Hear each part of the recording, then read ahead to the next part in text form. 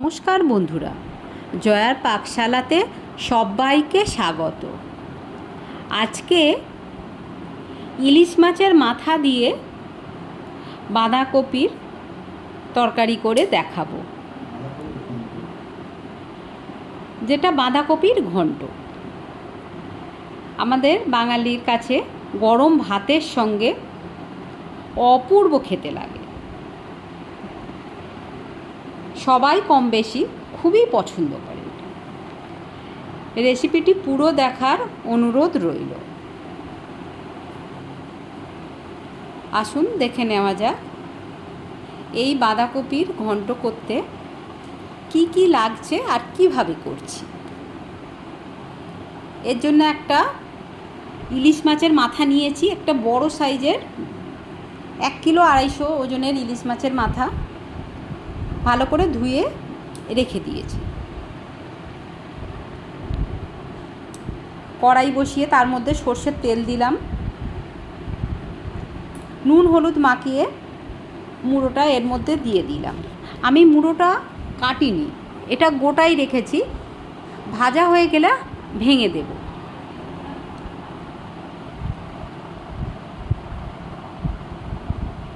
একটু সময় নিয়ে এটা বেশ লাল লাল করে ভেজে নিতে হবে। আমি যেহেতু আগে এটা 2 টুকরো করা নেই, ওই জন্য একটু ভেঙে ভেঙে নিচ্ছি ভাজার সময়, যাতে ভিতরে খুব সুন্দরভাবে তেল মশলাটা যায় আর খেতেও খুব সুন্দর লাগে। ইলিশ মাছের মাথা যার দিয়েই করা যাক না কেন খুবই সুন্দর খেতে লাগে, আর বাঁধাকপির সঙ্গে তো অসাধারণ খেতে লাগে। মাছটা বেশ লাল লাল করে ভাজা হয়ে গেছে, আমি আরও একটু ভালো করে ভেজে নিচ্ছি।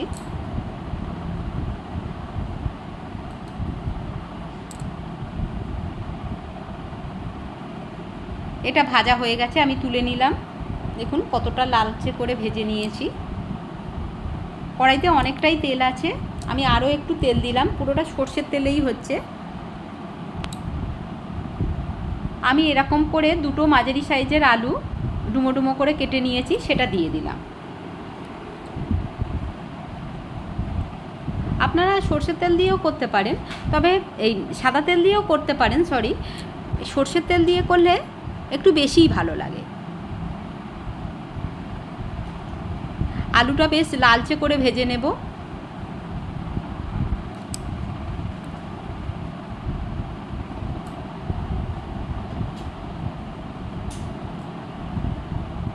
এইভাবে একটু লালচে লালচে করে ভেজে নেব।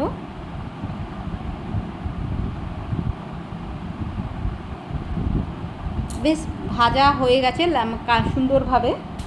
আমি আলুটা তুলছি না, এর মধ্যেই অনেকটাই তেল আছে, তাতে 2টো শুকনো লঙ্কা দিলাম একটু ফাটিয়ে, আর একটা তেজপাতা সেটাও টুকরো করে দিলাম, 1/2 চামচ জিরে দিলাম,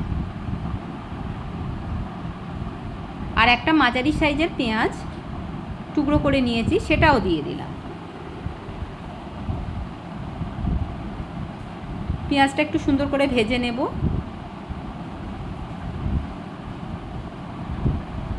একটা মাঝারি সাইজের টমেটো টুকরো করে দিলাম।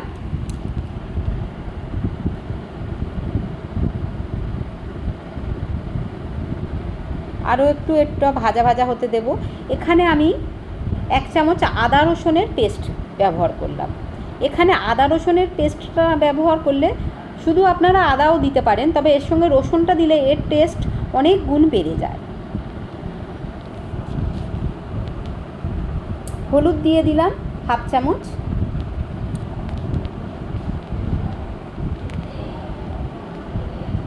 লঙ্কার গুঁড়ো 1/2 চামচের একটু বেশি, আপনারা যেমন ঝাল খান সেই অনুপাতেই দেবেন। খুব ভালো করে সমস্ত কিছু আমি কষিয়ে নিচ্ছি।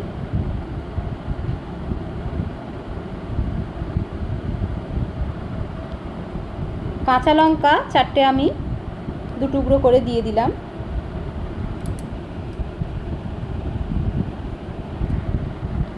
আমি একটা মাঝারি সাইজ, মাঝারি নয়, মাঝারির থেকে একটু বড় একটা বাঁধাকপি এরকম ছোট্ট ছোট্ট ঝিরি ঝিরি করে কেটে রেখেছি, যত ঝিরিঝিরি করে কাটা হবে তত খেতে ভালো লাগে। এটা দিয়ে দিলাম আলু আর মশলার সঙ্গে। এইভাবে দিয়ে একটু ভাজা ভাজা করে নেব। এই সময় কিন্তু নুনটা দেওয়া যাবে না, নুন দিলে এর থেকে জল বেরোবে, তখন যে সুন্দর একটা ভাজা ভাজা ভাবটা আর হবে না।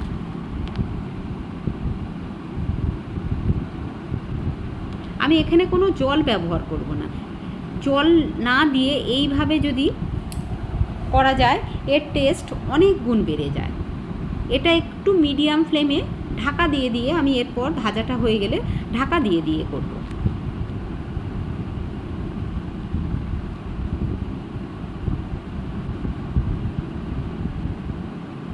দেখুন অনেকটাই কড়া ভর্তি ছিল, ভাজা হতে হতে প্রায় অর্ধেকের কাছাকাছি হয়ে গেছে। আমি এবারে ঢাকা দিয়ে দিলাম মিনিট 3 জন্য। ঢাকনাটা খুলে নিয়েছি। সব কিছু আবার একটু নাড়াচাড়া করে নিলাম। এটা কিন্তু একদম মিডিয়াম ফ্লেমে করতে হবে, আর যখন ঢাকা দিচ্ছি মিডিয়াম টু লো ফ্লেমে রাখতে হবে, তা নাহলে তলাতে কিন্তু বসে যাবে।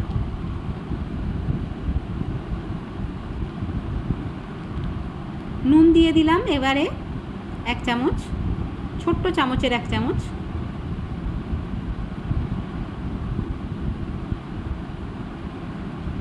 দিয়ে সব কিছু আবারও একটু কষিয়ে নিতে হবে।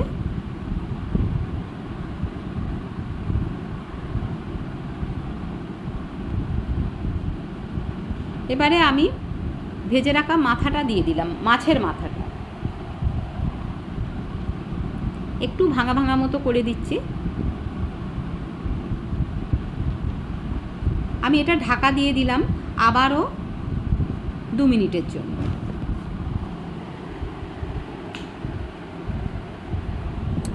ঢাকনাটা খুলে নিয়েছি। মাথাটাও বেশ অনেকটা নরম হয়ে এসেছে।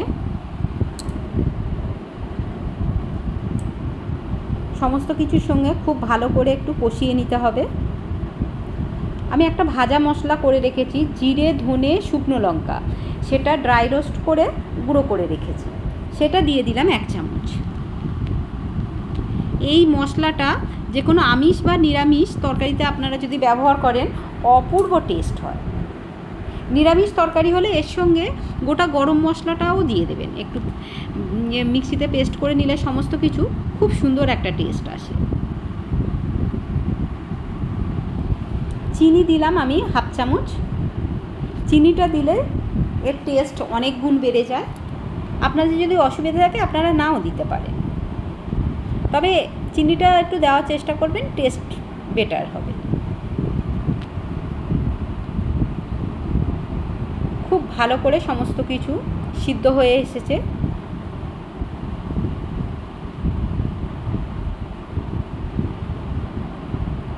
নুনটা আমার একটু কম হয়েছিল, ওই জন্য আরও একটু দিয়ে দিলাম, সামান্য একটু।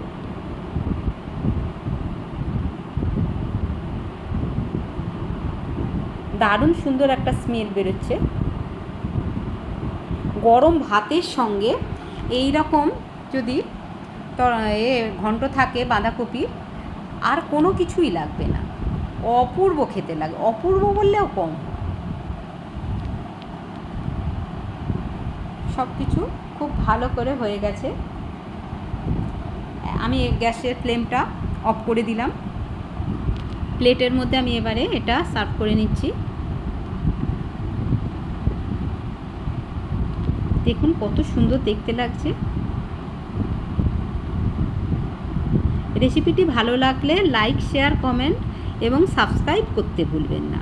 পাশে থাকা বেল আইকনটি প্রেস করে দেবেন, আমার নেক্সট ভিডিওর নোটিফিকেশান সবার আগে আপনার কাছে পৌঁছে যাবে।